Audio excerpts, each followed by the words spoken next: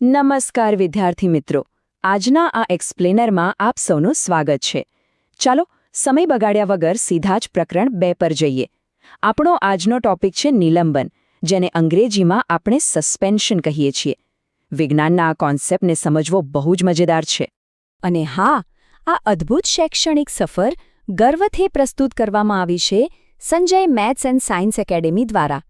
અઘરા લાગતા વિષયોને એકદમ સરળ અને રસપ્રદ બનાવવા એ જ આપણો ઉદ્દેશ્ય છે. તો બસ પૂરી એનર્જી સાથે આજના વિષયની શરૂઆત કરીએ. હવે શરૂઆત એકદમ રોજના જીવનના એક સાદા પ્રશ્નથી કરીએ. ક્યારે વિચાર્યું છે કે શા માટે રેતી પાણીમાં ઓગળતી નથી? આપણે બધાએ ક્યારેક ને ક્યારેક આ પ્રયોગ જાતે કરીને જોયો જ હશે, ખરું ને? કેટલાક પદાર્થો પાણીમાં નાખતા જ ગાયબ થઈ જાય છે, એટલે કે ઓગળી જાય છે, જ્યારે કેટલાક આ રેતીની જેમ એકદમ જિદ્દી હોય છે, જરાય ભળતા જ નથી. આવું કેમ? તો જો આનો જવાબ વૈજ્ઞાનિક ભાષામાં આપવો હોય તો એને નિલંબન અથવા સસ્પેન્શન કહેવાય. આ એક વિષમાંગ પ્રણાલી છે, એટલે કે નોન હોમોજીનિયસ સિસ્ટમ. એકદમ સરળ ભાષામાં કહીએ તો આ એક એવું મિશ્રણ છે જેમાં બે વસ્તુઓ એકબીજામાં પૂરેપૂરી ભળતી જ નથી.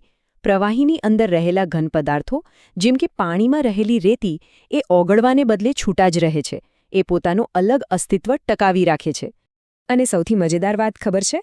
આ નિલંબિત કણો, એટલે કે પાણીમાં રહેલો ચોકનો ભૂકો ધારી લો, એ એટલા મોટા હોય છે કે તેને જોવા માટે કોઈ મોટી લેબોરેટરીના માઇક્રોસ્કોપની બિલકુલ જરૂર પડતી નથી.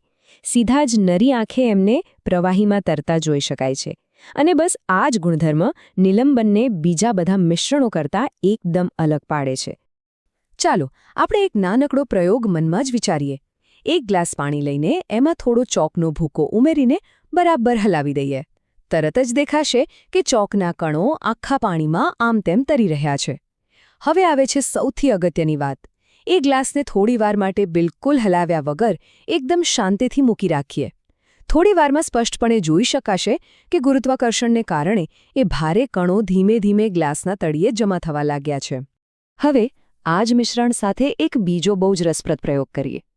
ધારો કે એક ફ્લેશલાઇટ લઈને એનો પ્રકાશ સીધો પેલા ચોક અને પાણીના ગ્લાસમાંથી પસાર કરવામાં આવે. તો શું થશે? શું પ્રકાશ આમ સરળતાથી આરપાર નીકળી જશે કે પછી ગ્લાસની અંદર કોઈક અદ્ભુત દ્રશ્ય જોવા મળશે? અહીં જ તો અસલી જાદુ થાય છે. આ દ્રશ્ય આપણને પ્રકાશના પ્રકિરણનો ખ્યાલ સમજાવે છે. પેલા મોટા તરતા કણો છે ને, એ પ્રકાશના કિરણો માટે નાના નાના અવરોધો જેવું કામ કરે છે. જ્યારે પ્રકાશ આ કણો સાથે અથડાય છે ત્યારે તે બધી દિશામાં વિખેરાઈ જાય છે. અને એનું પરિણામ એ આવે છે કે પ્રકાશનો આખો રસ્તો ગ્લાસની અંદર એકદમ ઝળહળતો અને સ્પષ્ટ દેખાવા લાગે છે.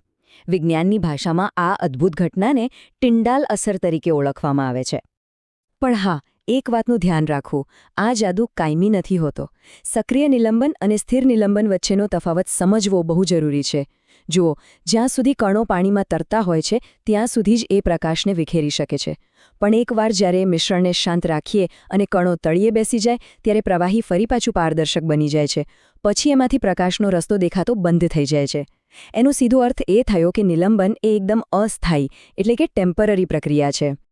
હવે મનમાં એવો પ્રશ્ન થાય કે જો આ કણોને પાણીમાંથી પાછા બહાર કાઢવા હોય તો શું કરવાનું? તો એનું સોલ્યુશન એકદમ સિમ્પલ છે. જેમ ઘરે ચા ગાળવા માટે ગળણીનો ઉપયોગ થાય છે ને, બિલકુલ એ જ રીતે એક સાદી ગાળણ પ્રક્રિયા અથવા ફિલ્ટર પેપરનો ઉપયોગ કરીને આ ઘન કણોને સરળતાથી છૂટા પાડી શકાય છે. મોટા કણો ફિલ્ટર પેપરની ઉપર અટકી જશે અને એકદમ ચોખ્ખું પાણી નીચે વાસણમાં જમા થઈ જશે. તો ચાલો ફટાફટ જે કંઈ શીખ્યા એનું એક ઝડપી પુનરાવર્તન કરી લઈએ. નિલંબનના 5 મુખ્ય ગુણધર્મો કયા કયા? પહેલું, એનો પ્રકાર. તો આ એક વિષમાંગ મિશ્રણ છે. બીજું, કણોનું કદ જે નરી આંખે જોઈ શકાય તેટલું મોટું હોય છે. ત્રીજું, સ્થિરતા. આ બિલકુલ અસ્થાયી હોય છે કારણ કે કણો તળિયે બેસી જાય છે. ચોથું, અલગીકરણ, જે સાદી ગાળણ પ્રક્રિયાથી થઈ શકે. અને પાંચમું, પ્રકાશ સાથેની પ્રતિક્રિયા.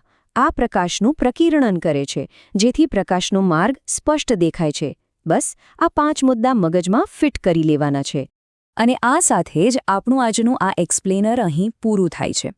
જો આ કોન્સેપ્ટ બરાબર મગજમાં ઉતરી ગયો હોય અને કંઈક નવું શીખવા મળ્યું હોય તો આપણી Sanjay maths and science academy ચેનલને હમણાં જ લાઇક, શેર અને સબસ્ક્રાઇબ કરવાનું બિલકુલ ભૂલાય નહીં.